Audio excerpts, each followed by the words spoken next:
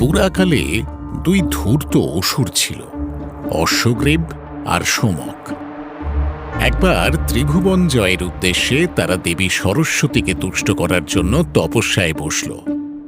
বহুদিন সাধনার পর অবশেষে দেখা দিলেন বাণী দেবী। হে অশ্বগ্রীব, হে সোমক, তোমাদের তপস্যায় আমি সন্তুষ্ট। বলো, কি তোমাদের প্রার্থনা?